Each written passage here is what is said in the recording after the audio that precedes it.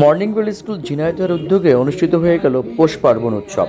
17 জানুয়ারি সকাল 10টায় বিদ্যালয় প্রাঙ্গণে পৌষ পার্বণ উৎসবের আয়োজন করা হয়।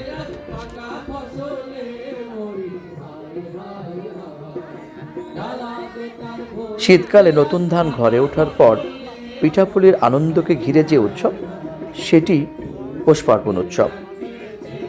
পৌষ পার্বণ উৎসব বাঙালির জীবনযাপন, কৃষি সংস্কৃতি ও গ্রামীণ ঐতিহ্যের সাথে গভীরভাবে মিশে আছে। পৌষ পার্বণ শুধু একটি উৎসব নয়, এটি বাঙালির শেকড় ও ঐক্যের প্রতীক। পৌষ পার্বণ উৎসব উপলক্ষে বিদ্যালয় প্রাঙ্গণ সেজেছিল বর্ণিল সাজে।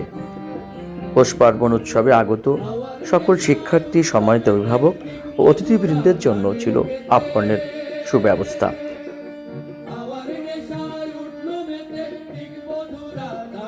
বিদ্যালয়ের পক্ষ থেকে উৎসবে আগত সকল সম্মানিত অভিভাবক, শিক্ষার্থী এবং অতিথিবৃন্দকে বিনা টাকায় ভাপা পিঠা, মুড়ি, মুড়কি, নাড়ু, পাটালি, মুড়ি, রসের ক্ষীর এবং খেজুরের রস খাওয়ানো হয়।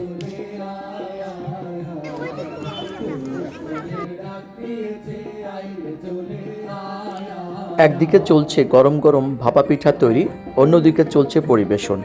আমরা আগত প্রায় 2 শতাধিক অভিভাবক শিক্ষার্থীকে ভাপা পিঠা দিয়ে আপ্যায়ন করি। সাথে ছিল মুড়ি, মুড়কি, নাড়ু, খেজুরের রস এবং খেজুর রসের ক্ষীর।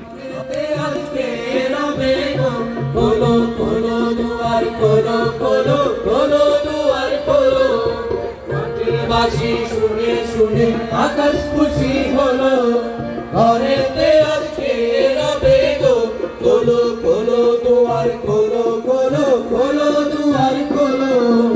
আলোর হাসি উঠলো থেকে ধানের শীষে শিশির লেগে, লোকের ডাক দিয়েছে আইরে চলে আয়।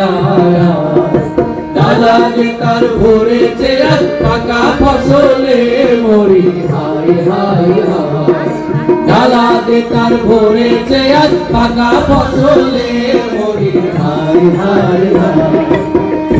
লোকের ডাক দিয়েছে আইরে চলে আয়। লোকের ডাক দিয়েছে আইরে চলে আয়।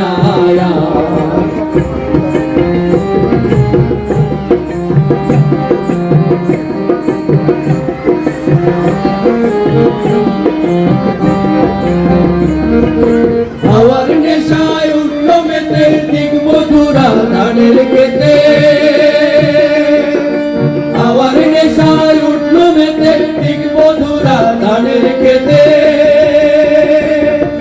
রোদের সোনা ছড়িয়ে পড়ে, রোদের সোনা ছড়িয়ে পড়ে মাটির আঁচল